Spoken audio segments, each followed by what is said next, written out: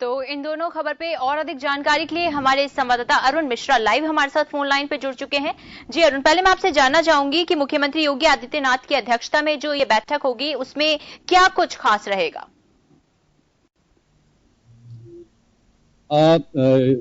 ऋषा जी, इस जो अभी आज की जो कैबिनेट बैठक प्रस्तावित है उसमें कई महत्वपूर्ण मुद्दों पर और कई महत्वपूर्ण विषयों पर बात होनी है। और खास करके जो अनलॉकडाउन करने के पश्चात जिस विषय को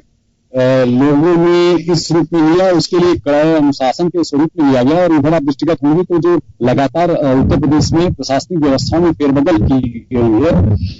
उसको दृष्टिगत रखते हुए, साथ ही कोरोना के संक्रमण की वर्तमान स्थिति को दृष्टिगत रखते हुए उसको नियंत्रित करने के लिए विभिन्न जो कमेटियां गठित की गई हैं उनकी भी साथ में बैठक प्रस्तावित है। और उसके साथ में उसके नियंत्रण हेतु और क्या विकल्प तलाशे जा सकते हैं उस पर भी बात होनी है। और साथ ही अभी हाल ही में लगातार कई घटनाक्रमों में खास करके प्रतिपक्ष के द्वारा जो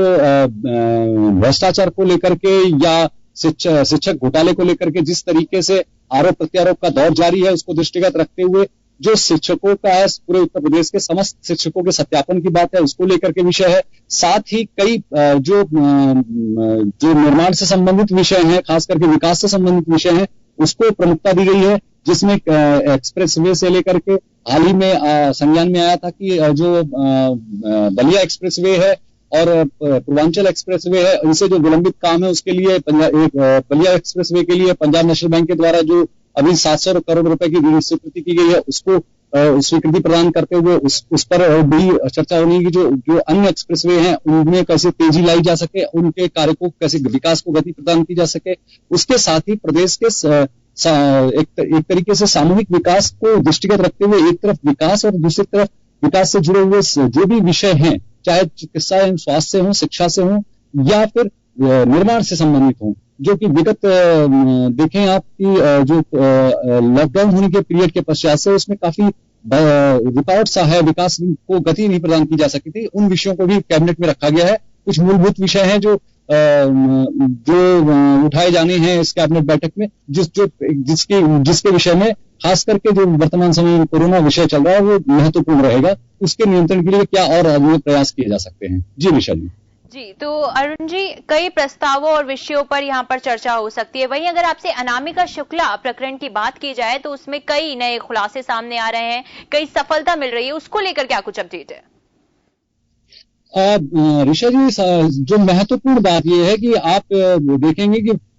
एक महिला के नाम पर लगभग 163 जगहों पे सत्यापन की प्रक्रिया चल रही है। 125 जगह पे शिकायतें आई हैं कि वो एक ही महिला के नाम से इतनी जगहों पर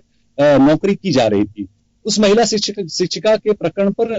विगत 14 दिनों से लगातार एसटीएफ कार्यरत थी और वो अपनी सक्रियता के साथ उसने उस प्रकरण को पूरा खुलासा किया है और 3 जो उसके मुख्य आरोपी हैं उनको उसने गिरफ्तार किया है। मूलतः मैनपुरी की रहने वाली जो एक तरीके से विवादित शिक्षिका कही जा सकती है और जिसके बारे में सत्यापन हुआ कि अनामिका के नाम से काम करने वाली जो शिक्षिका थी मूल अनामिका से इतर थी, जबकि मूल अनामिका नाम की जो जिसके दस्तावेज लगाए गए थे, जिसके शैक्षिक दस्तावेजों के आधार पर वो नौकरी कर रही थी, वो मूलतः रहने वाली गोंडा की थी। इसके साथ ही अभी तक जो सत्यापन में आया है कि कई जगहों पर जो अभी रायबरेली में एक ऐसे ही विवादित प्रकरण चला जो अनामिका के नाम से शिक्षिका नौकरी कर रही थी। इसके साथ ही अभी एक और गिरफ्तारी हुई है, उस विषय में भी मैं